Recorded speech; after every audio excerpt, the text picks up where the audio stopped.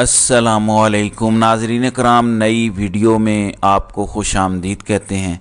इमरान खान के लिए एक अच्छी खबर आई, कौम के लिए भी पहला ठंडी हवा का झोंका आया, और वो इस तरह से कि इस्लामाबाद हाई कोर्ट में इमरान खान की जो इंट्रा कोर्ट अपील चल रही थी, साइफर केस को जो बंद कमरों में रचाया जा रहा था, उसके खिलाफ इमरान खान की अपील पे 2 दिन का स्टे आर्डर जारी किया गया है। मैं पहले इस हवाले से पिछली वीडियो में भी तफसीलात बयान कर चुका हूँ। पहले जब खबर आई तो सब खुश हो गए कि शायद इस पे स्टे हो गया है, मतलब अब इस केस की कार्रवाई मुकम्मल रुक गई है।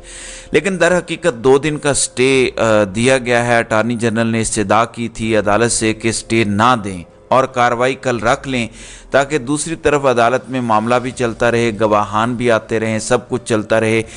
इस चीज़ को 2 दिन के लिए ब्रेक लगाई गई है। अदालत ने तमाम रिकॉर्ड मांगा है कि वजह बताएं कि इमरान खान का जो ट्रायल किया जा रहा है, ये जेल की सलाखों के पीछे बंद कमरे के अंदर क्यों किया जा रहा है, ओपन ट्रायल क्यों नहीं हो रहा। जस्टिस मियां गुल हसन औरंगजेब का कहना है कि ओपन ट्रायल होना चाहिए। वो अपना माइंड बता चुके हैं, जबकि उनके साथ जस्टिस सुमन रिफत हैं। पहले बेंच में कोई और जज साहब थे, फिर वो बेंच टूटा और इनको शामिल किया गया। फ़िलहाल तो ऐसा ही लगता है कि ये एग्रीमेंट में डिसीजन आया है कि 2 दिन का स्टे दिया जाए। मनसूबा साजों को ये पता चल गया था कि जजेस का माइंड सामने आ चुका है, वो ओपन ट्रायल की तरफ जा सकते हैं, वो स्टे ऑर्डर भी दे सकते हैं।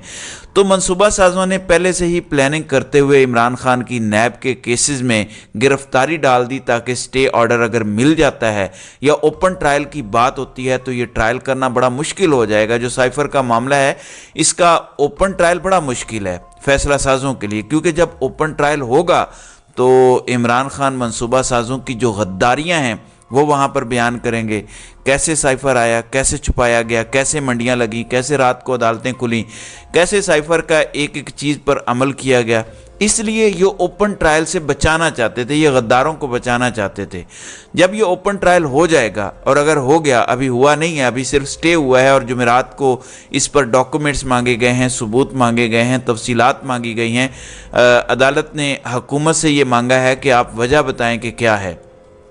अब नाज़रीन कराम, एक बंदे की जान को ख़तरा है, वो तो ये कह सकता है, कोर्ट में अपील कर सकता है कि देखें मेरी जान को ख़तरा है, और इमरान खान ये करते रहे हैं कि मुझे अदालत मत बुलाया जाए।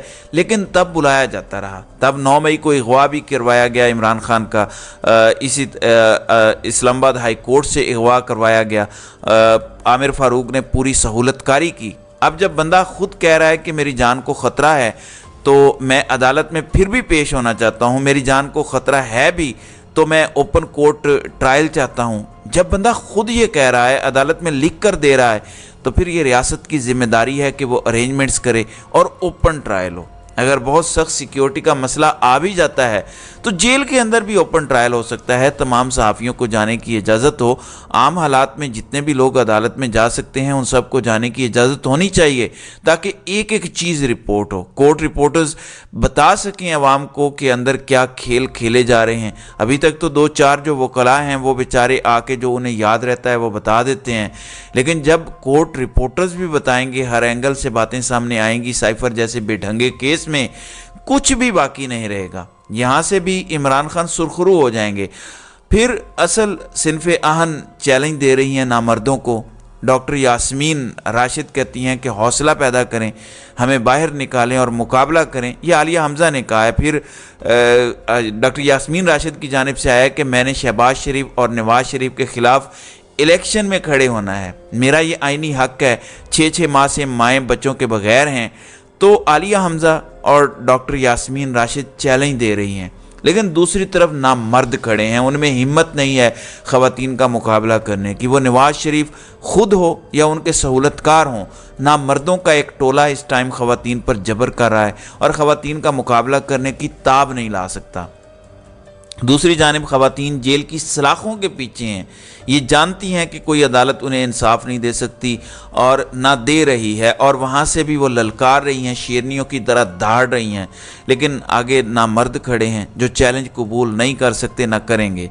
ये बुज़दिल लोग हैं, ये चैलेंज कबूल कभी नहीं करेंगे। देखें, किसी ने कल बड़ा ज़बरदस्त ट्वीट किया था, वो ये था कि पहले ज़मानों में जो फ़ौज का सीनियर अफसर था, वो अपनी ज़ीरा उतार के दुश्मन को चैलेंज करता था कि आओ मेरे साथ मुकाबला करो।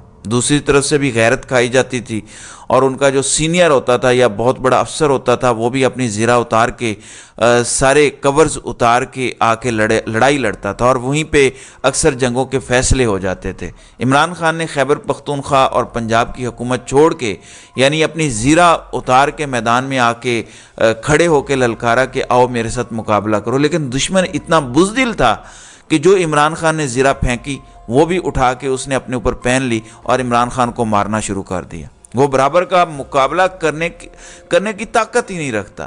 تو اس سچویشن میں میں یہ سمجھتا ہوں کہ اکیلے عمران خان کے خلاف اپنی پوری قوت استعمال کرنا شروع کر دی گئی ہے، جبکہ وہ ایک فیئر ٹرائل چاہ رہا تھا، وہ مردانہ وار مقابلہ کر کے ہار اور جیت کا فیصلہ کرنا چاہتا تھا۔ وہ آئین اور قانون کے اندر رہ کے اس ملک کو چلانے کا خواب دیکھتا ہے، وہ اسی خواب کی تکمیل کے لیے آئین کے اندر رہتے ہوئے جد و جہد کر رہا ہے۔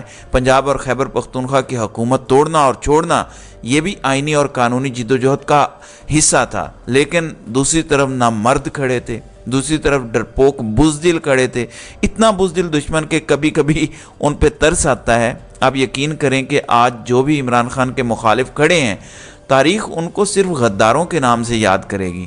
کیا فائدہ ہوا اگر بظاہر ایک الیکشن کے لیے ان کو جیت مل بھی گئی، جو کہ ملے گی نہیں۔ یہ یاد رکھیے گا، مایوس نہیں ہونا آپ نے، ان کا باپ بھی آپ کو نہیں ہرا سکتا الیکشن والے دن، ان کی کانپیں ٹانگ رہی ہیں۔ یہ سب کرنے کے باوجود بھی ان میں ہمت نہیں ہے الیکشن میں جانے کی، اسی لیے کریک ڈاؤن میں اضافہ ہوا ہے۔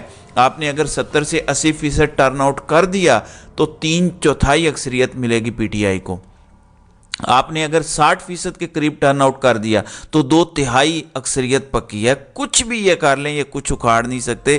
یہ خواتین جیلوں میں بیٹھے ہوئے بھی نواز شریف اور مریم کو شکست دیں گی، یہ میں آپ کو لکھ کے دینے کو تیار ہوں۔ ان کو نکالیں گے تو نہیں، لیکن یہ وہیں سے کاغذات نامزدگی جمع کروائیں گی اگر تو ایکسیپٹ ہو گئے، کیونکہ ابھی تک ان کو سزا تو نہیں ہوئی، ان کے خلاف تو چلان بھی جمع نہیں ہوا۔ اگر یہ الیکشن لڑتی ہیں تو جیل میں بیٹھے بیٹھے یہ نواز شریف کو شکست دے دیں گی۔ ان میں سے کوئی بھی کھڑی ہو، صنم جاوید کھڑی ہو، طیبہ راجہ کھڑی ہو، عالیہ حمزہ کھڑی ہو جائے، ڈاکٹر یاسمین راشد، خدیجہ شاہ، دیگر خواتین ہیں، کوئی بھی کھڑا ہو جائے، نواز شریف کو اس کے گھر میں شکست دے دے گا۔ یہ اوقات ہے جس کٹ پتلی کو یہ لے کر آئے ہیں اسپیشلی لندن سے، جس کو لاڈلا پلس کا خطاب دیا جا رہا ہے۔ اب دیکھنا یہ ہے کہ 2 دن بعد ججز کیا فیصلہ دیتے ہیں۔ تمام حقائق ان کے سامنے رکھے جائیں گے، ان کو قائل کرنے کی کوشش کی جائے گی کہ جیل ٹرائل ہی بہتر ہے، اور اس دوران ججز کو اپروچ بھی کیا جائے گا۔ پہلے بھی کیا گیا ہے، لیکن اتنا زیادہ سنجیدہ نہیں لیا گیا اس معاملے کو۔ اپروچ دوبارہ بھی کیا جائے گا، اور ان کو اپنا فیصلہ اگر وہ سوچ رہے ہیں تو بدلنے کے لیے اپنے طریقوں سے، اپنے حربوں سے قائل کرنے کی کوشش کی جائے گی۔ میاں گل حسن اورنگزیب کا تو ٹریک ریکارڈ یہ بتاتا ہے کہ وہ بلیک میل نہیں ہوتے، ہو سکتا ہے تھوڑا سا پیچھے ہٹ جائیں، لیکن بلیک میل نہیں ہوتے۔ لیکن جسٹس سمن رفت کو نہیں جانتے کہ کیا وہ سٹینڈ لے سکیں گی یا پیچھے ہٹ جائیں گی، اور اگر یہ متنازعہ ڈیسیژن آیا تو فیصلہ پھر سے ریفری جج کے پاس جائے گا، اور ریفری جج پھر کیا فیصلہ کرے گا یہ تو آپ اچھے طریقے سے جانتے ہیں۔ میرے خیال میں اگر یہ ججز سٹینڈ لے گئے، سائفر کا اوپن کیس کر دیا گیا، تو پھر باقی کیسز بھی اوپن کرنا مجبوری بن جائے گا، کیونکہ اسلام آباد ہائی کورٹ کا جب فیصلہ آئے گا، جب تک اس کو سپریم کورٹ میں چیلنج کر کے ختم نہیں کروایا جاتا، باقی سارے کیسز بھی آٹومیٹیکلی اوپن کرنے پڑیں گے۔ پھر ان کو القادر ٹرسٹ کیس کی بھی سمجھ آ جائے گی۔ میں آپ کو ایک چھوٹا سا پوائنٹ سمجھا دوں۔ ملک ریاض 190 ملین پاؤنڈ پاکستان لے کے آیا اور سپریم کورٹ کے اکاؤنٹ میں وہ جمع ہو گئے۔ الزام یہ ہے عمران خان کے اوپر کہ آپ نے ان کو یہ پیسے لا کے سپریم کورٹ اکاؤنٹ میں ایڈجسٹ کرنے میں مدد دی، جس کے بدلے ملک ریاض نے آپ کو یونیورسٹی کی زمین دی اور بنانے میں مدد دی۔ یہ الزام ہے۔ پہلی بات تو یہ ہے کہ یونیورسٹی کی زمین 190 ملین پاؤنڈ کا معاملہ ہونے سے بھی 8 مہینے پہلے عمران خان کو دی جا چکی تھی، تو یہ تو یہیں پہ ختم ہو جاتا ہے۔ لیکن میں آپ کو اصل پوائنٹ جو بتانے لگا ہوں، 190 ملین پاؤنڈ پاکستان آیا عمران خان کے دور میں، لیکن یہ 190 ملین پاؤنڈ پاکستان سے گیا کب؟ کوئی منی لانڈرنگ ہوئی ہوگی تو پیسہ باہر گیا ہے، جس کی وجہ سے اسے واپس لانا پڑا، اور وہ نواز شریف کا دور تھا۔ جن حاجی صاحب نے منی لانڈرنگ مبینہ طور پر کروائی، ان حاجی صاحب کو دوبارہ اقتدار دینا ہے۔ جو ملک کا لوٹا پیسہ واپس لے کے آیا اور سپریم کورٹ کے اکاؤنٹ میں ڈلوایا، اس پر کیس بنا دیا ہے۔ تو میرا آپ سے سمپل سوال ہے، جس نے منی لانڈرنگ کروا کے ملک کا پیسہ باہر بھیجا، کیس اس پہ بنتا ہے یا جو ملک کا پیسہ واپس لے کے آیا کیس اس پہ بنتا ہے؟ سمپل سوال ہے جس پر میں چاہوں گا کہ آپ مجھے جواب دیں۔ تو ناظرین اکرام، آپ کی اس ویڈیو کے حوالے سے کیا رائے ہے؟ آپ اپنی رائے کا اظہار کامنٹ سیکشن میں ضرور کیجیے گا۔